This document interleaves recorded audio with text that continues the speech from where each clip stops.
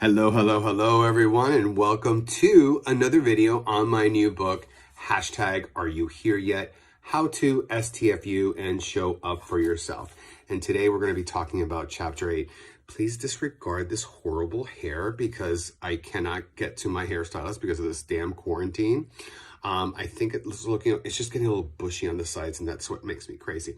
Ignore all that. If I had a filter to change the hair, I totally would. So, Chapter 8, I had a lot of fun with Chapter 8. I won't lie. I was a little bit of a shady bitch. Because Chapter 8 is all about transformation. And many of you who know me know that I have my issues with the self-help and spiritual community, right? You've got these gurus telling, people who aren't meant to counsel a dog to go out and coach, pushing, Kundalini yoga is the way to enlightenment, just not having any kind of background to tell people what to do, and yet they still have this following. But today, I'm going to change all that for you. You're welcome. So, Chapter 8.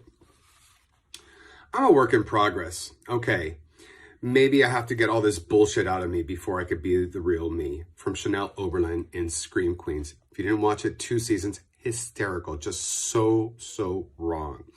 But in Chapter 8, we talk about transformation. It's not just a trendy spiritual thing. My strongest message with transformation, boys and girls, and gender nonconforming, is transformation is a personal process. That is the biggest journey of mine because, for example, I'll give you this really kooky example that's not in the book. I remember watching an episode of the original Charmed where Prue, so it must have been the first 2 seasons because poor Shannon Doherty didn't last long, and they were able to call on the spirit of her mom or something, and it was a scene, it was on a pier, and there was water around, and I remember just getting this really powerful message from that scene. And so the, recovering Catholic in me was like, you can't be receiving a message from the universe from an episode of Charmed. And the reality is I did. And I continue to get messages from anything and everywhere. I could watch something on the CW. I find The Flash to sometimes be an extremely spiritual show. And I don't think people realize just how spiritual it is. I'm telling you all of this because it really hits home the point for me that transformation, spirituality, metaphysics, it's very, very personal.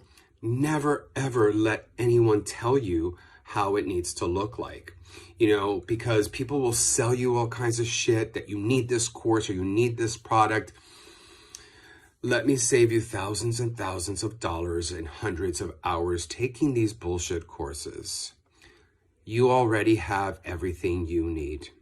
All you got to do is reach in and access it. Bottom line, because it reminds me of one of the first lines in A Course in Miracles, which is one of my favorite spiritual texts, which says, "This book does not teach you about love, for that cannot be taught." I'm not quoting it verbatim, forgive me.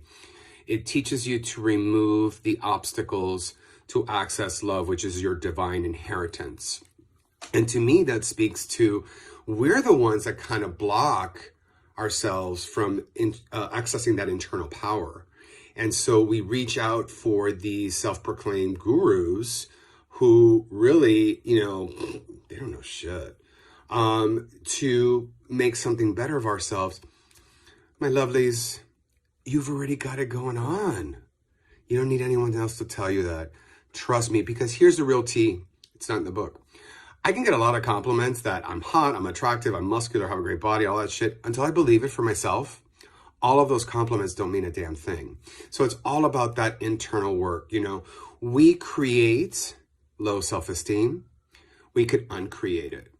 And that is certainly something that I need to dismantle in a future book. But that's the most important thing you need to remember is that you already have everything.